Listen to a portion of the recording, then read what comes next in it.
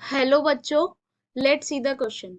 The question says that if A, B and C are the arithmetic mean, geometric mean and harmonic mean of two distinct terms respectively, then B square is equals to. Okay, तो इस question में हमें क्या दे रखा है? इस question में हमें बोला है A क्या है हमारा? अर्थमेटिक मीन है ऑफ टू नंबर्स. ओके और b क्या है हमारा? b है हमारा geometric mean of two numbers. Okay और c क्या है हमारा? Harmonic mean of two numbers. Okay और हमें किसकी वैल्यू बतानी है? हमें b स्क्वायर की वैल्यू बतानी है. ओके तो यहाँ पे जो हम की कॉन्सेप्ट यूज करेंगे वो हम करेंगे am, gm और hm का.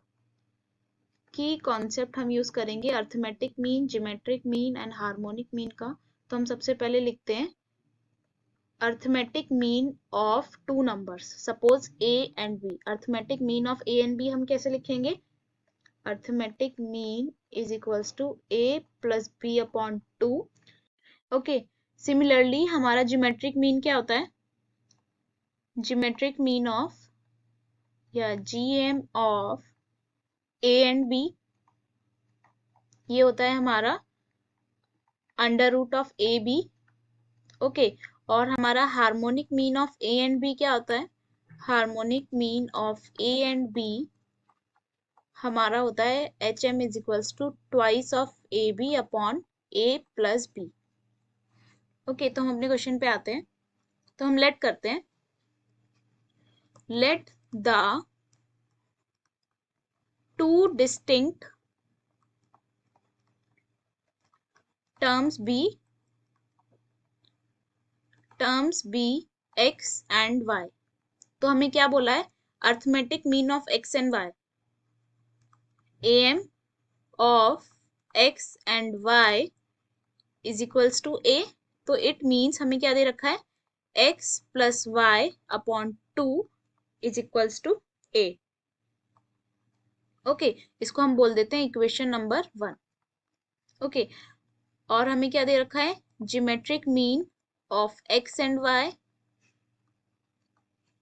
is equals to b. Okay it means under root of x and y is equals to b. Okay it means x y is equals to b square. ये हमें क्या दे रखा है? Equation number 2. इसको हम ले लेते हैं इक्वेशन नंबर 2. ओके सिमिलरली हम लिखते हैं harmonic mean of x and y हमें क्या दे रखा है? सी. तो हार्मोनिक मीन हम लिखेंगे 2x into y upon x plus y is equals to c. इसको हम बोल देते हैं इक्वेशन नंबर 3. अब हम क्या करेंगे? Multiply equation number 1 and equation number 3. Okay it means हम arithmetic mean into harmonic mean करेंगे.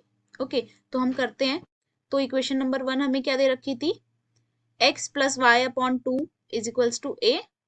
तो it means x plus y upon 2 into 2xy upon x plus y is equals to a into C.